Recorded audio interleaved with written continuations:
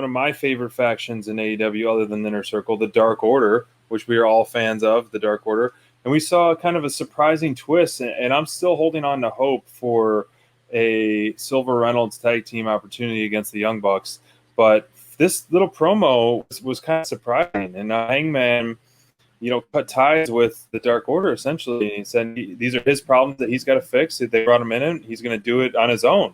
And he felt bad giving them a title shot, and so he wanted to go our separate ways. And so I was really shocked to hear this. And, that we saw later on, the Dark Order kind of giving Hangman his wishes, feeding him to the wolves that he wanted to fight his own battles.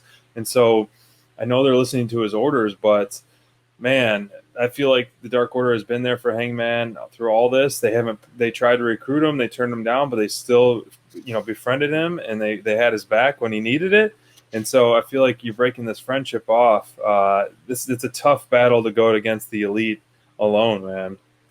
I have a feeling, SPD, in the end, you're going to get those warm fuzzies. I think this, like, we got to remember sometimes, and I even caught myself, man, I bought it hook, line, and sinker that Hangman was not a contender anymore. After that loss, I kept saying he's getting it.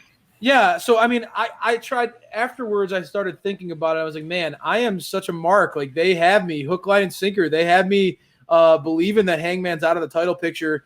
SPD, I think that I think everything's going to work out. Evil Uno was very mature, very mature. He's been a star as of late, in the ring and on the mic. I mean, you can't argue. I mean, Evil Uno, Stu Grayson, when we get a chance to see Dark Order actually performing in the ring, a lot of talent there, man. A lot of talent in that group. And I know that they get a lot of love and a lot of buzz because of their personalities and the humor that they have. And obviously now, the love and respect that we have for them to be as the home team of AEW. Right.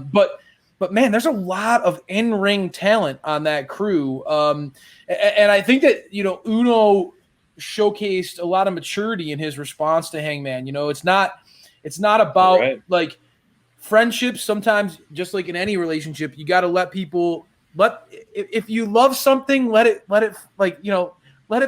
fly away or whatever. What's that saying? Right. Oh my gosh, I forgot it. But you know what I mean. I know what you mean. Let it go, and if it comes back to you, then it's a real thing. And I think that Hangman, his journey, his struggles tonight, were indicative and reflective of the pattern that we've seen of Hangman. And I think that it's important to note that the story of Hangman has been a slow play of a guy who is he's had those moments and he gets knocked back down. And it's always his journey has really been about getting knocked down and getting back up. Yep. And how many times can the human spirit endure that? Sure. And I think that's, he's showcasing that right now. How, like, that question of how many times can you get knocked down, and how many times can you get back up? Like, how resilient are you?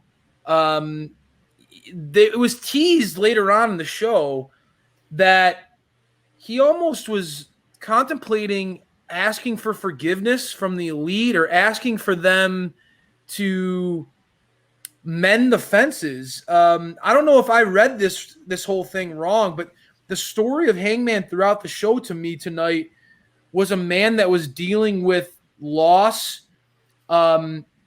compounded by feeling like he continuously disappoints the people that rely on him or count on him, and that he just can't seem to get it all together. And it was very fitting that he went back to the guys who were his best friends from day one, and almost was like the battered spouse syndrome, where he felt like he needed them. Like, there was something unique there.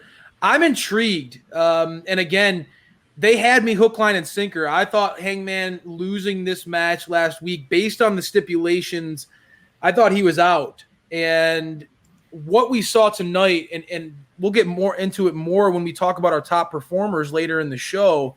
But what we saw tonight between Hangman and the Elite I felt like was a very mature telling of a story, from Evil Uno's response to Hangman's dejection and grief and sadness Right. to Hangman's coming back to the Elite. It was just, everything really worked for me on all the right levels. And I think that this feud, I'm more excited about this feud now than I would have been if Hangman and Dark Order won that match. Wow. I like it. I like that they're leaning into those characteristics that make Hangman who he is, make him such a beloved babyface.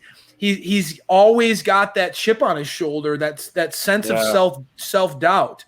And I think them embracing that, even this close to All Out, is a beautiful thing to me. We're gonna have 4 weeks of constant down in the dumps, constant beatdowns, and things like that, and then we're gonna get the ultimate payoff. I think so. I mean, every week it's like different booking in my mind. I'm like, where are they going with this? Where are they going with this? It's awesome, right? And it is awesome, and I still firmly believe we're gonna get that main event that we want.